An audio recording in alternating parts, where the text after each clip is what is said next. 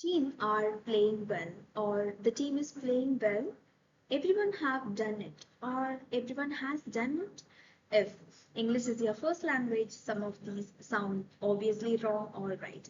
But the moment you are asked why, most people go blank. And in exams and formal writing, that why is exactly what gets tested. In this video, I'm breaking down every rule of subject-verb agreement, 10 rules, real examples, and the exceptions that trip everyone up. By the end, you'll be able to fix every sentence I just mentioned and explain why. Let's dive. Let's start with the definition. Subject-verb agreement means the subject and the verb in a sentence must match in the number. Singular subjects take singular verbs and plural subjects takes plural verbs. Here is the simplest example. The dog runs in the park is correct. The dog run in the park is incorrect. Similarly, the dog's run is correct, but the dog's runs is not. Sounds simple so far, but it gets more interesting fast. Before the rules, let's talk about why this actually matters. First, communication. Agreement errors confuse readers and obscure your meaning. Second, academic success. It is required in essays, exams, and formal writing. Third, professional image. Grammatical errors undermine your credibility at work. And fourth, language mastery. This is the foundation for more advanced grammar skills. In short, get this right, and everything else you write becomes clearer and more credible. Here is your foundation. Singular subject, singular verb. Plural subject, plural verb. For example, the cat plays, the cats play. She writes, they write. The child laughs, the children laugh. Simple enough. Now let's get into the 10 rules that cover every tricky situation you'll actually run into. Rule 1. Phrases between the subject and the verb do not change the subject. For example, the box of apples is on the table. The subject is box, not apples. The team of players trains every day. The subject is team, not players. My friend, along with her sisters, was late. The subject is friend, not sisters. The trick here, mentally delete the phrase in the middle and check what's left. That's your real subject. Rule 2. Subjects joined by and are usually plural, so use a plural verb. For example, Tom and Jerry are best friends. The teacher and the principal have announced the results. But here is an exception. When two subjects refer to the same person or thing, use a singular verb. For example, the owner and manager is Mr. Singh because owner and manager is one person, not two. The rule number 3 is the proximity rule. When subjects are joined by or nor, the verb agrees with the subject closest to it. For example, singular plus singular, either Tom or Jerry is guilty. Closest is Jerry, so singular. Plural plus plural, neither the boys nor the girls were ready. Closest is girls, plural. Singular plus plural, either the coach or the player or wrong. Closest is players, so plural. Plural plus singular, either the players or the coach is wrong. Closest is coach, so singular. Notice how the verb literally flips depending on the order of the two subjects. Whatever is closest to the verb wins. Rule number 4. Rule 4 covers indefinite pronouns. And this is one worth memorizing. Always singular, each, either, neither, everyone, everybody, someone, somebody, anyone, nobody, no. So always plural are both, few, many, several, others. Singular or plural depending on context. Some, any, none, or most. For that last group, it depends on the noun in the phrase. For example, some of the water is gone. Water is uncountable, so singular. Versus some of the apples are gone. Apple is countable and plural. Rule number 5, collective nouns. Words like team, family, jury, class, committee, flock. When the group acts as one unit, use a singular verb. The team wins every match. The team acts together. When members act as individuals, use a plural verb. The team are arguing among themselves. The members are acting separately. This is one of the more subtle rules. The same word team can take either a singular or plural verb depending on what's actually happening in the sentence.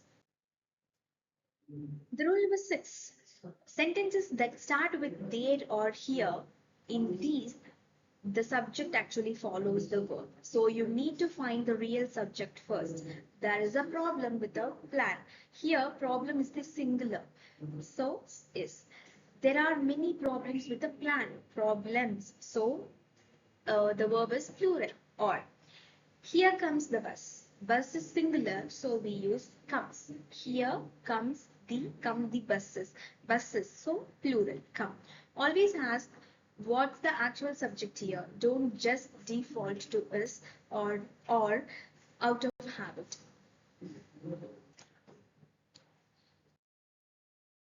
Rule 7. The verb agrees with the subject, not the complement. The part after the linking verb.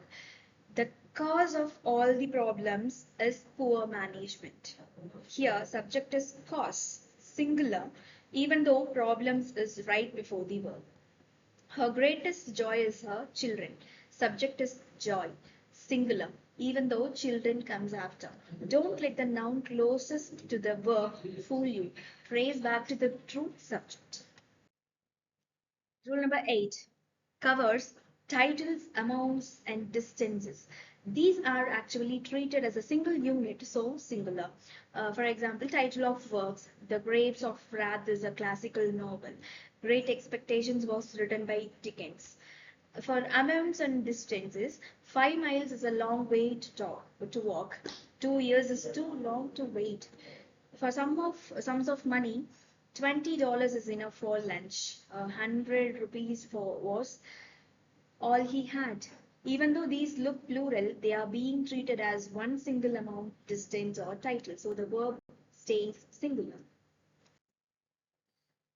The rule number 9.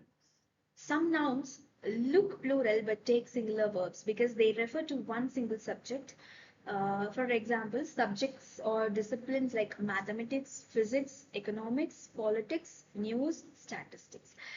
Diseases like mumps, rabies, diabetes. Countries with plural looking names: the United States, the Philippines, the Netherlands. For example, mathematics is my favorite subject. The news is alarming. Both look plural, both take a singular verb. And finally, the rule number 10, relative clauses using who, which, or that. The verb agrees with the antecedent. The noun or the pronoun is referring back to. She is one of the students who have passed. Who refers to students, so plural. He is the only one of the students who has passed. Who refers to one but singular. The book that was on the table is missing. That refers to book, singular. The books that were on the table are missing. That refers to books, so plural. The key question to ask yourself, what noun is who, which, or that actually replacing? Let's test what you have learned with 4 genuinely tricky sentences. The number of errors does increasing. A number of errors das found. So you can see the questions and answer in the comment section.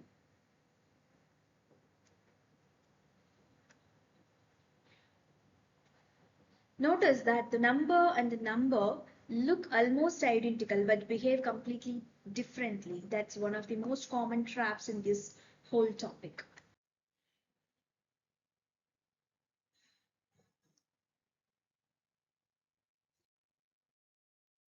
Let's fix um, let's fix 5 mistakes people make constantly, even in everyday speech. The team are playing well. It is incorrect. The team is playing well. Collective noun as a unit is singular. Everyone have done it. Everyone has done it. Indefinite pronoun, so singular. The data are showing. The data is showing. In modern informal usage, data is often treated as singular.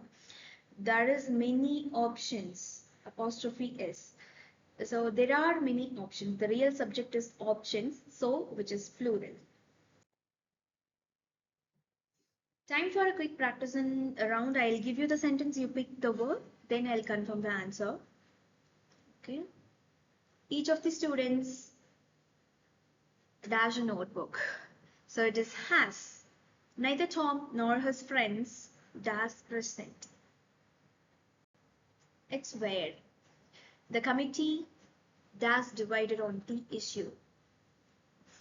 Depends on whether the committee is acting as one unit or individuals with differing opinions.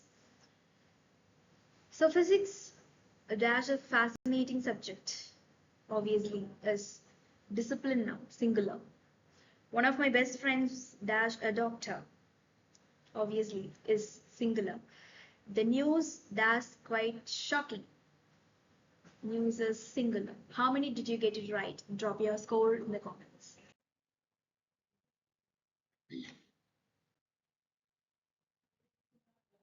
Let's lock everything we covered with a 10-point reference card. Singular subject, singular verb, plural subject, plural verb. Intervening phrases do not change the subject.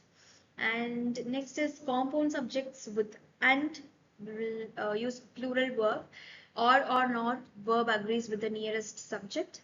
Indefinite pronouns like each, everyone, will be using singular verb. Collecting nouns will use singular as a unit, plural as a individuals. Inverted sentence like that here, which find the real subject first. Titles, amounts, distances usually will be singular. And disciplines or diseases with plural, looking names, use singular verbs. Relative pronouns agree with their antecedent. That's the complete guide to subject, verb, and agreement. 10 rules that cover almost every situation you'll come across in writing and exams. Remember, grammar is a tool, not a barrier. The goal is always clear communication. Practice regularly, read widely, and write carefully, and this will start to feel automatic. If this helped, hit like, subscribe for more grammar lessons, and comment one sentence using today's rules so I can check it for you. See you in the next video.